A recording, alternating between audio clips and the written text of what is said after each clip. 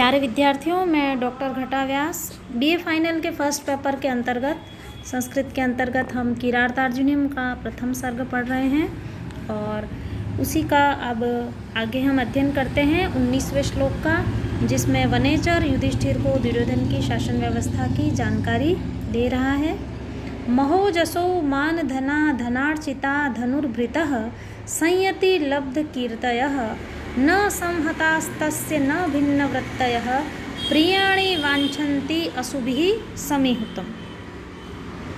महोजसो महान ओजस्वी, मानधना स्वाभिमान ही जिनका धन है, धनार्चिता धन से सम्मानित, धनुर्भृतः धनुष को धारण करने वाले, संयति युद्ध में, लब्ध कीर्तयः जिन्हें यश प्राप्त हो चुका है, न संहताः स्वार्थ साधन के लिए गुटबंदी नहीं करने वाले, तस्य उस दुर्योधन के, न भिन्न वृत्तयः परस्पर विरोध नहीं करने वाले, प्रियाणि प्रिय, वांछन्ति धन अशुभिः यण संधि, वांछन्ति चाहते हैं, अशुभिः प्राणों से, समीहितुम करने के लिए।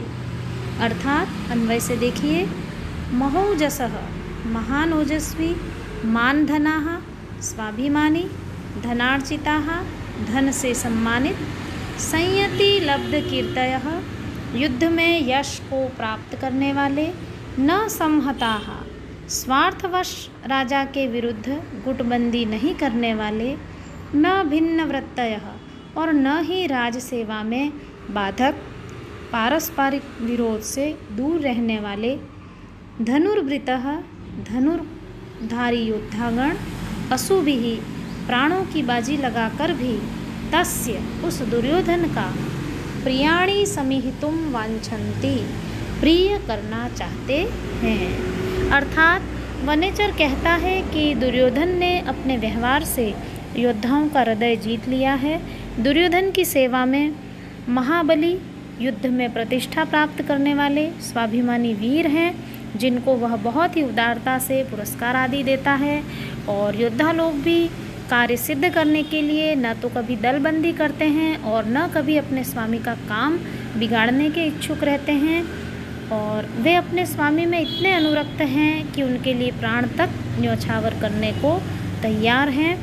और इसीलिए किरात का जो कथन है उसके द्वारा यहाँ यह पता चलता है कि जिस राजा के सैनिक और योद्धा ऐसे स्वामी भक्त होंगे तो उसे जीतना आसान कार्य नहीं है।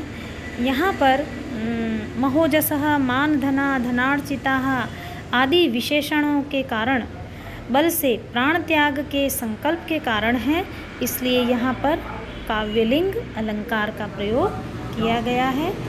अगला श्लोक हम देखेंगे कि वनेचर युधिष्ठिर से क्या कह रहा है। महिवृतां सच्चरितैः क्रिया सवेद निश्शेषम अशेषित क्रियः महोदयैः तस्य हितानुबन्धिभिः प्रतीयते धातुर इव इहितं फलैः। महिवृतां राजाओं के, सच्चरितैः चरैः अच्छे चरित्र वाले गुप्तचरों के द्वारा, क्रिया कार्यों को, सवेद वह जानता है, निश्शेषम पूर्ण रूप से, अशेषित क्रियः अपना कोई भी कार्य शेष नहीं रखता है, अर्थात संपूर्ण कार्यों को करने वाला, महोदयः महान प्रगति वाला, तस्य उसका, उस दुर्योधन का, हितानुबन्धिभिः हितकारी, प्रतीयते प्रतीत होता है, धातुः धन इव धन इहितम विसर्ग संधि और गुण संधि, धातुः विधाता के, इव समान, इहितम अर्थात उसका जो उद्योग है वह, फलैः फल। अन्वय से देखिए, अशेषित क्रियः वह दुर्योधन फल प्राप्ति तक समस्त क्रियाएं करता है। सह सच्चरितः चरः वह अच्छे चरित्र वाले गुप्तचरों के द्वारा, महिवृतां क्रियाः दूसरे राजाओं के कार्यों को निश्शेष वेद पूर्ण रूप से जान लेता है। धातुः इव तस्य, किंतु विधाता के समान उसका इहितम इच्छित या कार्य, महोदयः अच्छी प्रगति करने वाला, हितानुबंधिभिः हितकारी, फलः फल से ही प्रतीयते ज्ञात होता है। अर्थात इस पद्य में दुर्योधन की गुप्तचर सेवा के कौशल का वर्णन किया गया है और कहा गया है कि दुर्योधन न केवल अपना राज्य संबंधी कार्य समाप्त करके ही अपने आप को कृतकृत्य मानता है, अपितु दूसरे राजाओं तथा उनके राज्यों की गतिविधियों को जानने के लिए भी अपने विश्वासपात्र गुप्तचरों को यथा समय उचित स्थान पर भेजता है तथा उनके माध्यम से संपूर्ण जानकारी रखता है। यह उसकी चतुरता का ही परिचायक है, क्योंकि शत्रु की गतिविधियों का पूर्व ज्ञान किसी भी शासक को सतर्क, सुरक्षित या विजेता बनाने में सहायक होता है। दुर्योधन की दूसरी विशेषता यह है कि वह अपनी नीतियों और योजनाओं को पूर्णतया गुप्त रखता है और लोगों को उसके कार्यों का ज्ञान अनुकूल परिणाम सामने आने के बाद ही होता है। इस तरह से एक बहुत ही कुशल और चतुर राजा के बारे में बताया गया है।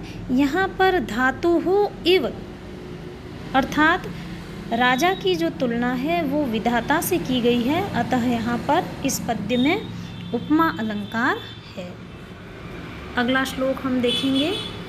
न तेन सज्जं क्वचित उद्यतं धनुः कृतं न वा कोपजिह्वम् आननं गुणानुरागेण शिरोभिरुह्यते नराधिपैः माल्यम इव अस्य शासनम्। दुर्योधन की विशेषता बताता हुआ वनेचर कह रहा है, न तेन सज्जम, न अर्थात नहीं, तेन उसके द्वारा, सज्जम प्रत्यंचायुक्त, क्वचित कभी, उद्यतम उठाया गया, धनुः धनुष, कृतम न वा और नहीं किया गया, कोप विजिह्वम् आननम क्रोध से टेढ़ा मुख उसने कभी नहीं किया, गुणानुरागेण गुण धन अनुरागेण दीर्घ संधि गुणों के प्रति प्रेम के कारण, शिरोभिः उह्यते सिरों पर धारण की जाती हैं, नराधिपैः धन माल्यम विसर्ग संधि नराधिपैः राजाओं के द्वारा, माल्यम माला के समान, इव समान, अस्य इसकी अर्थात दुर्योधन की, शासनम आज्ञा को। अन्वय से देखिए।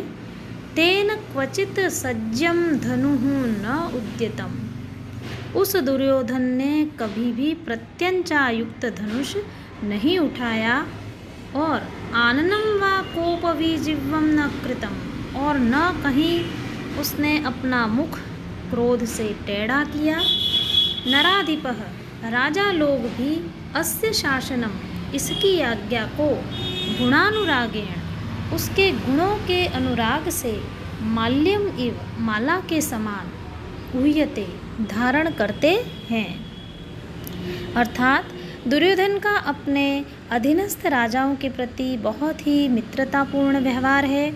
दुर्योधन के शील और आदि गुणों से सभी राजा लोग इतना प्रेम करते हैं कि उसके मित्र बने हुए हैं और उसकी हर आज्ञा को शिरोधार्य करते हैं, जिस प्रकार माला को धारण किया जाता है।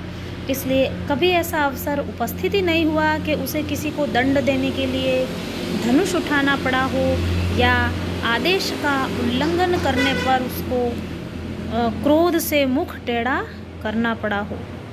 माल्यम इव यहाँ पर इस पद्य में उपमा अलंकार है। और इसी तरह से आज हमने 21 श्लोकों तक का अध्ययन किया है। अगली क्लास में हम आगे के श्लोकों का अध्ययन करेंगे। अस्तु।